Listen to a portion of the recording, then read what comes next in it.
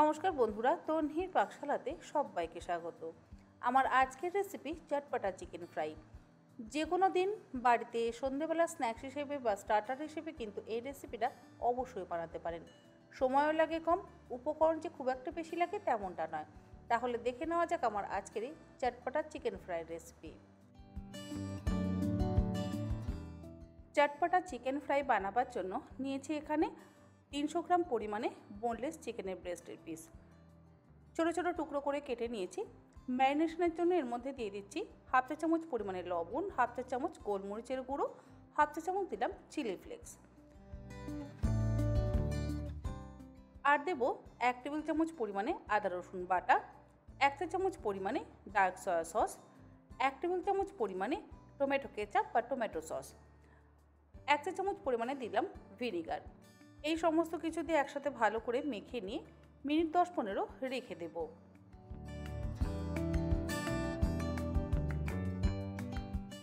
পনেরো মিনিট পর এর মধ্যে দিয়ে দিচ্ছি একটা ডিমের সাদা অংশ, আর দেব 3 টেবিল চামচ পরিমাণে কর্নফ্লাওয়ার,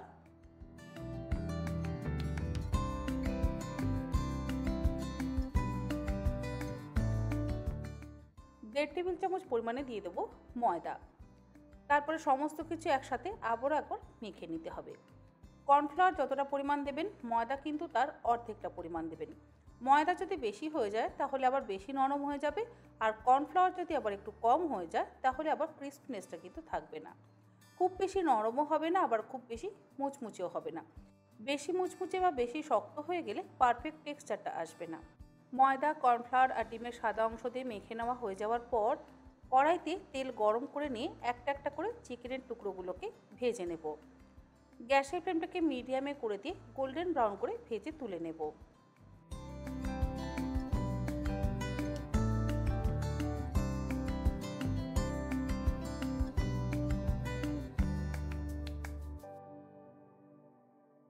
বেশ একটু লাল করে ভাজা হয়ে গেছে। এবার এগুলোকে তুলে একটা আলাদা পাত্রের মধ্যে রেখে দেব। তারপরে এই একই রকমভাবে বাকি চিকেনের টুকরোগুলোকেও ভেজে তুলে নেব।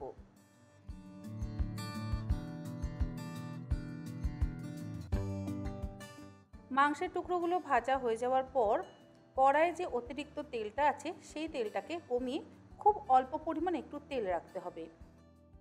দেখুন, আমি মোটামুটি সবটা তেলই কিন্তু কমিয়ে নিয়েছি।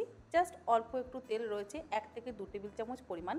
ওই গরম তেলের মধ্যে দিয়ে দিচ্ছি 2 টেবিল চামচ পরিমাণে মিহি করে কুচিয়ে নেওয়া রসুন। গ্যাসের ফ্লেম কিন্তু হাইতে আছে। যে কোনো ইন্দো চাইনিজ রান্না করতে গেলে ফ্লেম হাইতে রাখতে হবে। 15 থেকে 20 সেকেন্ড রসুনটা ভেজে নেওয়ার পর এর মধ্যে দিয়ে দিচ্ছি একটা বড় সাইজের কুচিয়ে নেওয়া পেঁয়াজ, অল্প একটু ক্যাপসিকাম কুচি মানে রেড ক্যাপসিকাম, অল্প একটু গ্রিন ক্যাপসিকাম আর অল্প একটু হলুদ ক্যাপসিকাম। ক্যাপসিকামের পরিমাণ আপনারা নিজেদের ইচ্ছে মতন ব্যবহার করবেন, আর যদি লাল বা হলুদ ক্যাপসিকাম না থাকে নাও দিতে পারেন, শুধুমাত্র সবুজ ক্যাপসিকাম দিলেই হবে। গ্যাসের ফ্লেমটাকে হাইতে রেখে 1 থেকে 1.5 মিনিট ভালো করে ভেজে নেব। মিনিট 1.5 ভাজা হয়ে যাওয়ার পর এর মধ্যে দিয়ে দেব হাফ কাপ পরিমাণে ফ্রেশ কুচিয়ে নেওয়া স্প্রিং অনিয়ন, আর দিচ্ছি 1 টেবিল চামচ পরিমাণে টমেটো কেচাপ, 1 চা চামচ পরিমাণে ডার্ক সয়া সস। গ্যাসের ফ্লেমটাকে হাইতে করে দিই সমস্ত কিছু দিয়ে একসাথে আরও 1 থেকে 2 মিনিট ভেজে নেব। এর মধ্যে আমি কিন্তু কোনো রকম আজিনামোটোর ব্যবহার করছি না, আপনারা চাইলে আজিনামোটোর ব্যবহার অবশ্যই করতে পারেন। ভেজিটেবলগুলো 1 থেকে 1.5 মিনিট ভেজে নেওয়ার পর এর মধ্যে ভেজে রাখা চিকেনের টুকরোগুলো দিয়ে দিলাম। এরপরে হাই ফ্লেমেই আরও 1 মিনিট একটু টস করে নিচ্ছি, মানে একটু ভেজে নিচ্ছি।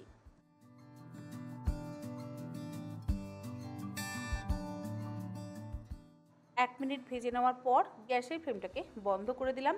সবশেষে দিয়ে দিচ্ছি 1 চা চামচ পরিমাণের চিলি ফ্লেক্স। এর মধ্যে কিন্তু আমি কোনো রকম কাঁচা লঙ্কা কুচির ব্যবহার করিনি, চিলি ফ্লেক্সের ব্যবহার করলাম। আর দিলাম সামান্য একটু স্প্রিং অনিয়ন। যদি আপনাদের কাঁচা লঙ্কা কুচি দিতে ইচ্ছে হয়, আপনারা যখন রসুনটা আমি দিলাম সেই সময় কিন্তু কাঁচা লঙ্কা কুচির ব্যবহার করতে পারেন। আর লবণ আমি এর মধ্যে দিইনি, কারণ সসের মধ্যে যথেষ্ট পরিমাণে লবণ থাকে, সেই জন্য আপনারা যদি লবণ দিতে চান অবশ্যই একটু বুঝে লবণটা ব্যবহার করবেন। আমি খুব একটা লবণ এর মধ্যে ব্যবহার করি না, যেহেতু আমি এর মধ্যে সস ব্যবহার করেছি।